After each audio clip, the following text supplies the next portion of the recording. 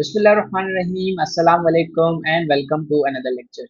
In today's class, we are going to cover the topic that is about the remuneration and the reward strategies of your directors, right? Because the remuneration and the reward, these are the primary motivation for anyone to perform better, all right? Because if you can say anything that the person is working for the welfare, the person is working for his self achievement or anything, keep them aside. But when you say that the person is working for remuneration or the reward, the motivation is on another level. And again, at some point and at some stage, the person needs the remuneration and the rewards, right? Despite the other factors of working, but the remuneration, it plays a vital part. So similarly, the directors are also people, and they also need the remuneration and the reward to stay motivated, right? So there are some general rules regarding the director's remuneration and the reward policy or the strategy that we are going to cover. Number one is that their remuneration should be enough.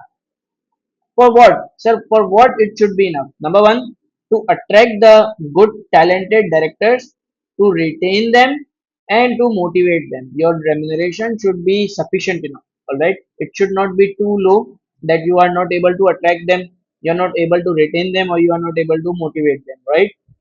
And also it should not be too high, all right? So it should be balanced, and at the same time it should be in line with the market or the industry packages. All right, your packages, your salaries, your remuneration should be in line with the market, so that you stay competitive, right? Your directors do not move to your competitors, right? That's how you actually retain the talented directors or the talented resources, right? There should be the element of both fixed and the variable salary or the remuneration, because this fixed component is going to give them the comfort that at least bare minimum they will get this component or this element. And on the other hand, variable component will always keep them motivated. The variable component that is related or that is linked with their target, that is linked with the achievement, and that is linked with their performances. So if they will achieve it, they will get the variable performance, the variable payment or the salary. And if they won't, they don't get it. And you can link these targets, performance, KPIs, or the achievement with the strategic objective of the organization. So ultimately, you can keep them motivated to work for the growth of the organization. All right. Then experience and skill set should be regarded and considered when you are deciding the remuneration and the reward strategy for the directors. You should also keep this thing into mind, that you consider the experience and the skill set, the number of years and the qualification of the directors in your mind, because you cannot give the same package to both of the directors, and one is highly experienced and highly qualified and the other one is a newcomer.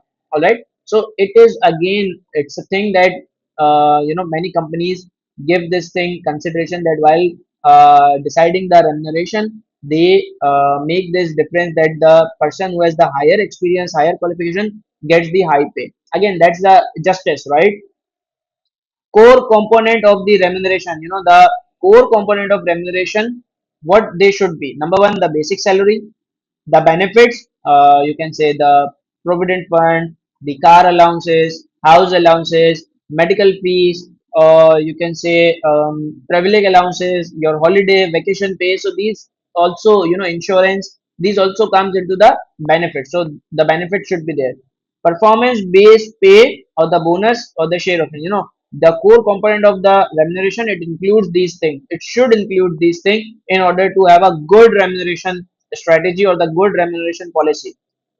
Post retirement benefits should be properly designed and properly communicated to them, so that they also keep, it will keep them motivated, because they will know that even after retirement, this company is going to reward me, this company is going to take care of me, right?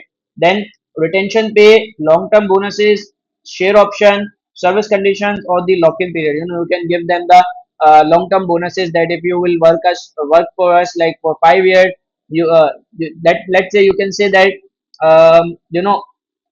on day one we are giving you $10 million bonus. What it is for? It is for 5 years commitment. It is for, let's say, 5 years commitment. So this is the thing. Through this, you can retain them. You can lock in them, right? You can give them the share options. You can give them the share option. You know, the share options. In the share option, you give them the service condition that you have to serve for the 3 years, 5 years, achieve these targets, that target. You know, market-based condition, the non-market-based condition. You can give this thing, right? So these are the general rules regarding a good remuneration policies or the strategies. Now, if I talk about, sir, what are the factors we should consider while designing the remuneration strategy? So the factors are very simple. Number one, size of the company. You know, the bigger the company, the higher the salary packages. That's simple. That's, as easy as you say. All right. Public sector, NGO, or the profit oriented organization. You know, in the next chapter we will study this in detail when we are going to study the governance and the stakeholder. So we will see this thing that in the organization which are maybe public sector, and the NGOs or the profit oriented organization, they have the different criteria or the different pay scale. In the commercial or the profit oriented organization, usually the pay scales are higher, but in the NGOs and the public sector organization, pay scales are a bit lower because they are not earning too much. All right. Listed or unlisted, again, in listed companies, the remuneration packages, benefits, other benefits, allowances, they are higher because it's a listed company.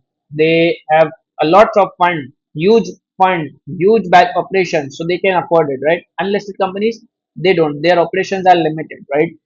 Skills and experience, again, the skill and experience of a person, you need to consider that, because if the skill set and the experience is higher, that person deserves a good salary, good package.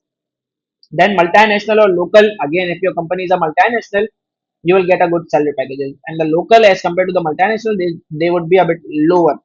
Market practices, what are the market practices? In market, which of these elements are given, which of these components are given into the salary package. If let's say these are not in the market practice, okay, then don't give it, because it's not a market practice, right? Then competitors pay scale, again, you can compare your pay scale or the remuneration packages with your competitors as well, so have an idea that what are the industry practices, what are the market price or the market practices, so in order to align your benefits and the salary packages with the market, so that you can retain your directors. All right. So this was all about the remuneration strategy area of the related to the director. I hope that I was able to deliver the concept with clarity to you. See you all in the next lecture. Till then, take care of yourself.